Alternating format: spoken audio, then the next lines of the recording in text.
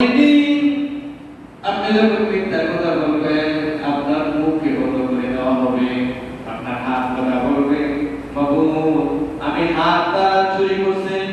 মানুষের উজুদের মধ্যে কম দিচ্ছে, মানুষের ক্ষেত থেকে বিভিন্ন জিনিস চুরি করে নিয়ে আসছে, মুখে কথা বন্ধ করে দিব, হাত পা সকলে আপনার বিরুদ্ধে সাক্ষী দিবে। এই জন্য আপনি যদি হাত দিয়ে গণনা করেন, কিয়ামতের ময়দানে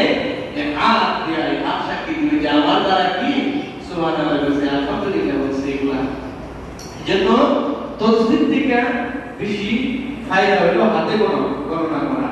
এখন আপনি আসুন, তসবিহটা যদি কেউ করে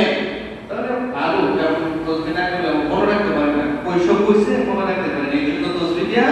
পড়ে, কিন্তু হাত দিয়া আপনি নামাজের সময় করেন। বাইরে আমার এক আল্লাহর বান্দা সফরের মধ্যে যাইতেছে, নৌকার মধ্যে উঠা নৌকার সাথে মধ্যে বৈশা জিকির করতেছে, আল্লাহ সুবহানাল্লাহ, আল্লাহু আকবার, সুবহানাল্লাহ সুবহানাল্লাহ এভাবে জিকির করতেছে, খুবই সাগর দিয়ে নৌকা যাইতেছে, আস্তে আস্তে তার জিকিরের আওয়াজ মাছে শুনে পেল, মাছালা মাছ কিনা, মাছ শুনে পেলে মাছের পাল্লা জিকির করে, মাছ ওই বন্দার জিকির শুনতে শুনতে এই মাছ পানি থেকে আস্তে আস্তে নামে কিনারার মধ্যে আইসা ওই লোকের সাথে মুখা বিটাইতে লাগলো। সুবহানাল্লাহ,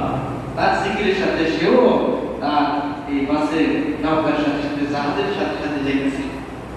আর জিকির করতেছে, জিকিরের ফায়দা, জিকির করতেছে আর যাইতেছে।